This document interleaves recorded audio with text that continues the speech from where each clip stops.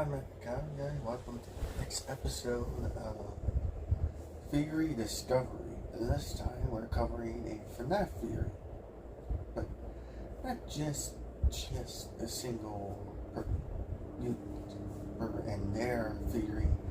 No, today we're covering someone who you might not be familiar with. His name is Impulse 37.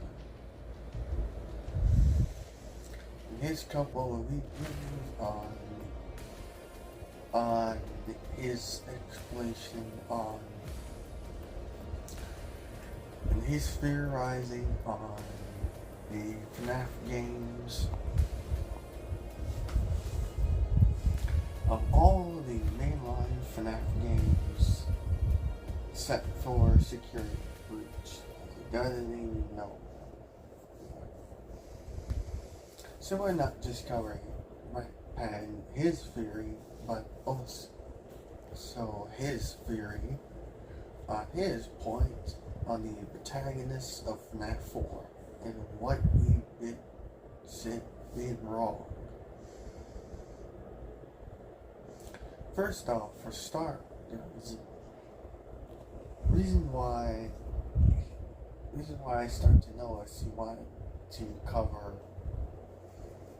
Fnaf 4 is because Fnaf 4 is the only game in the series outside Security Breach that has an unsolvable story, or you want the other way, lore.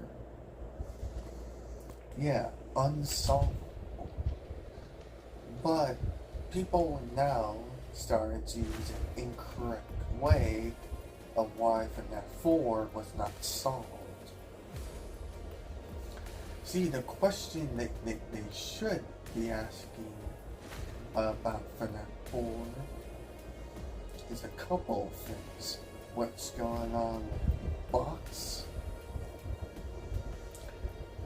And what's going on with one of the plushies, specifically the Fredbear plush.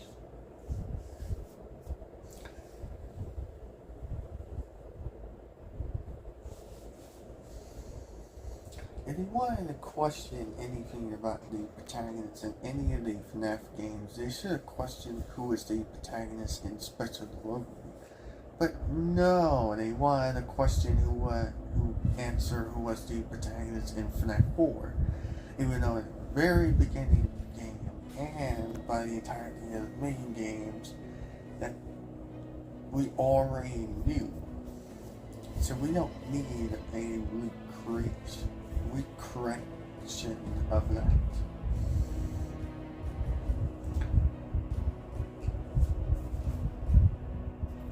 So no, us incorrectly figuring out what Fnaf 4 really was is not true.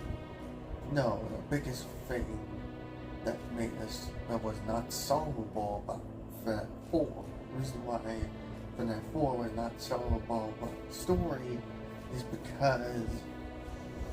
because of what games, because of what type of game it was by the story itself. Like what was and what wasn't confirmed in the game outside of the gameplay.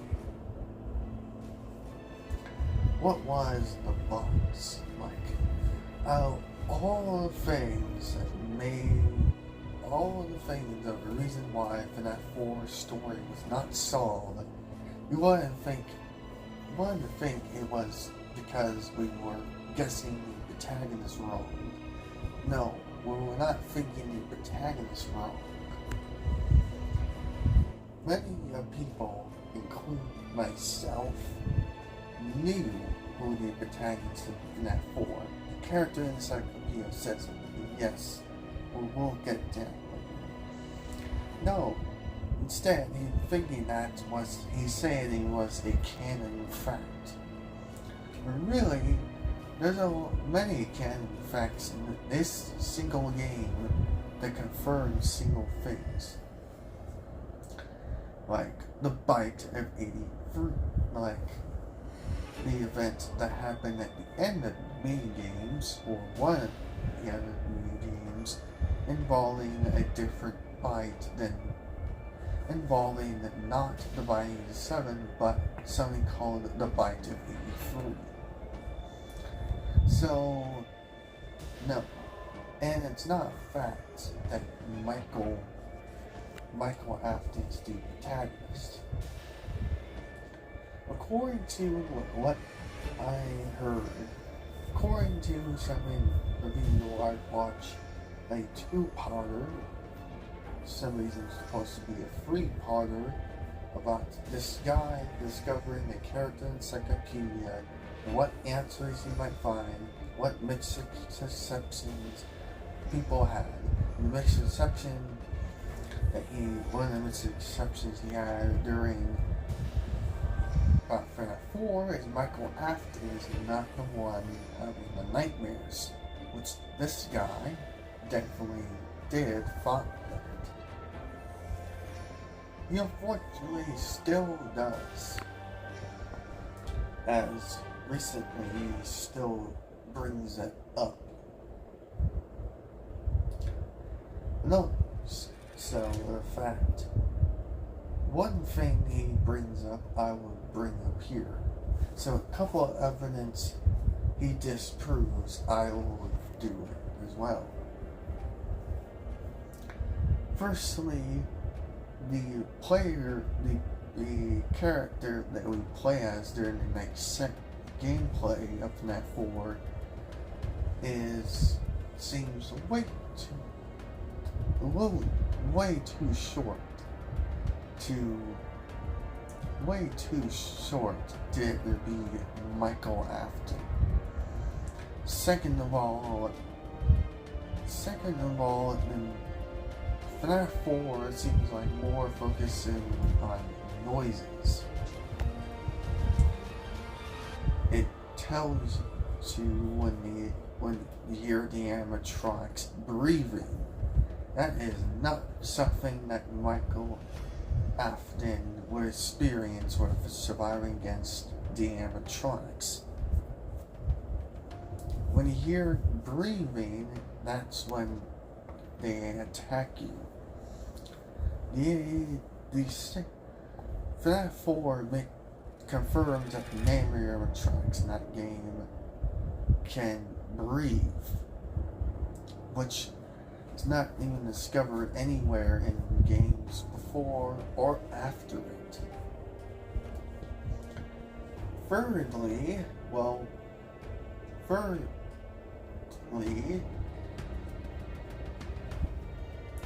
the character encyclopedia confirms this. Confirms that Crying Child is the main character of Fnaf 4. He is terrorized by nightmare animatronics. See? Just like that. Also, it's Steam page says.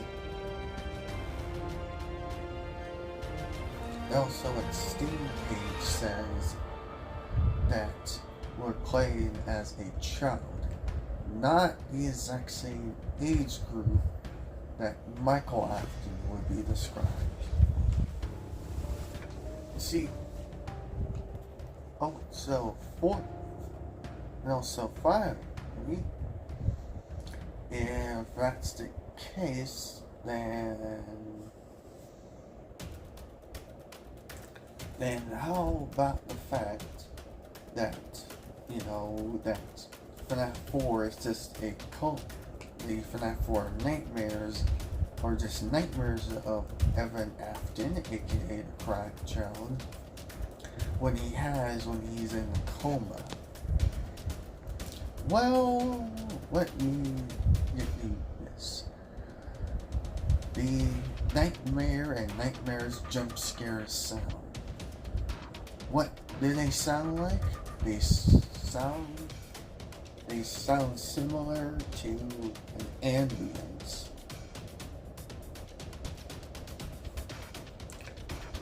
Type of sound you hear when someone is about to go to the hospital. No, really, they sound just like that. You can slow it down and you can see that it sounds like that. Also, he brings up that he thinks that Nightmare is Shadow Freddy. Really, the game, really, that's just what you think. And also, he has to bring up the fact that his only evidence that actually worked of his theory of his is the Fnaf 4 1 phone call, the pills, and Michael's drawing of Nightmare Fredbear. That's it. Also, he brings up the books, which Fazbear Friends books, which actually I watched a video also about it being confirmed that the books are not canon, even though people use them as being canon. Unfortunately, he uses the Fazbear Friends books to prove his theory. He uses like many different Fazbear Friends books. He said the intelligent thing to do is treat theories like facts. Well, Mr. Impulse 37, you treat your theory like it's a fact. You said it's a fact, but really it's a theory. You saying you treat facts as facts, really you treat the facts, the canonical facts. You treat the theories as canonical facts.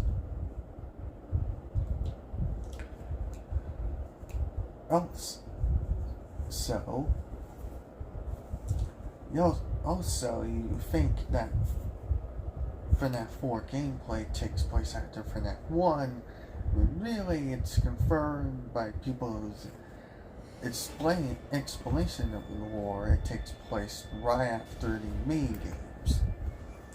The entirety of Fnaf 4 takes place long before Fnaf 4. And also, Michael Afton, all his the times we play as him take place after the Fnaf 4 gameplay. I mean, we don't. Michael Afton's first timeline as the protagonist doesn't even start until Sister Location. It doesn't become more common after that until Night 7 of Fnaf 2.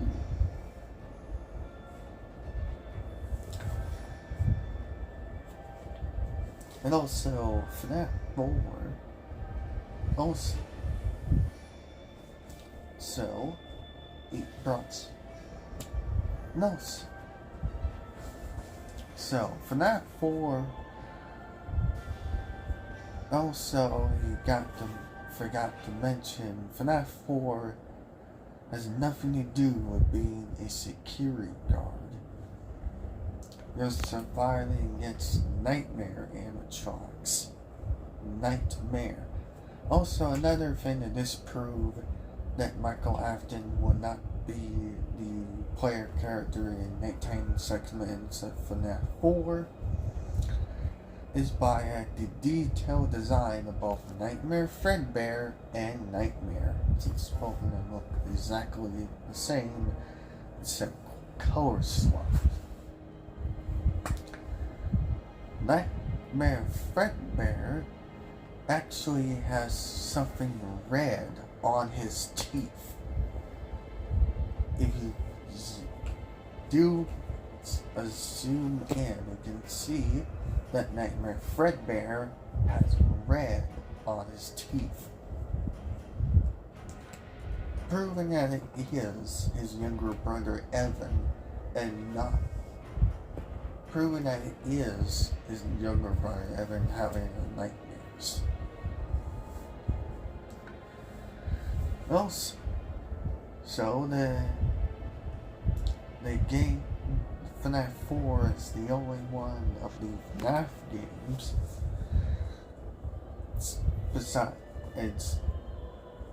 It's one of the Fnaf games that doesn't have a static screen when you get jump scared.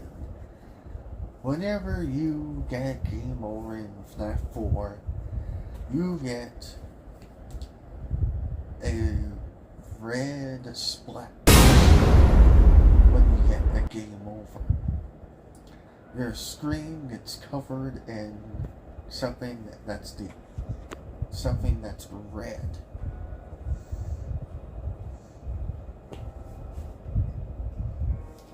Oh, and speaking of, he brings the fact that when you speed up Fnaf 4, Nightmare Fredbear's jump scare. Apparently, he found out that Fnaf 4 nightmares are just Michael Afton being tortured by his younger brother, but not really.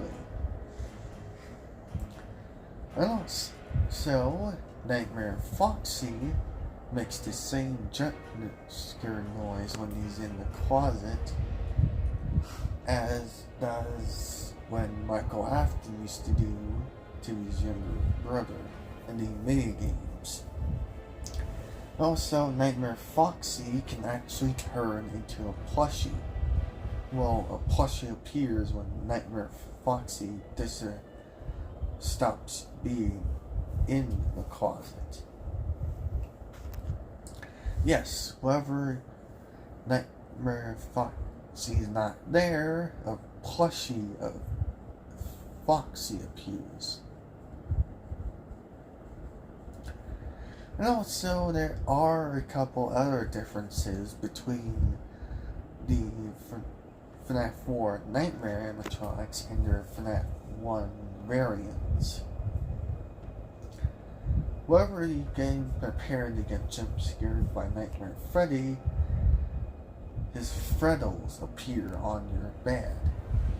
They disappear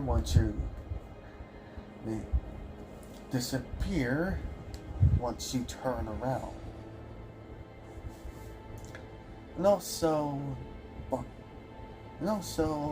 jump Nightmare Chica can send her cupcake to jump scare you. Yeah, rather than just attacking herself, she sends her cupcake to attack you. Or pumpkin if it's Jacko Chica. And also, if the gameplay is similar to that of Fnaf 1, then there's a big problem with the Fnaf 4 gameplay being the source of your confirmed theory. Plush Trap. Plush Trap is not survivable in any of the nights of the main gameplay. It's only survivable during points in the 2nd to 5th night. And also, he has his own gameplay section called Fun with Plush Trap. That right there should be one of the biggest flags you ever gotten to prove your theory. Plush Trap works differently than all of the Nightmare animatronics, or all the other animatronics in the game.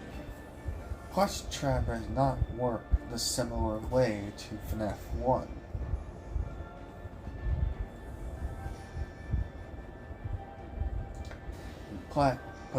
Plus, Plush Trap is on its own. See, that's the difference. And also, a final piece of evidence to disprove his theory is the fact that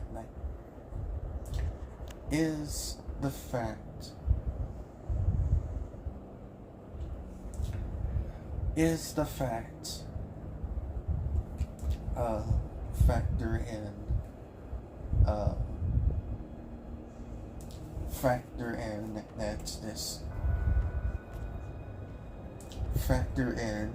that Michael,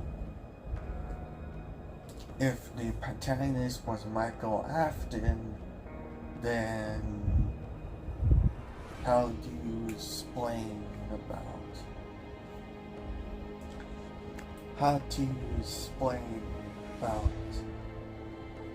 the canonicity of explain, then how are you supposed to explain about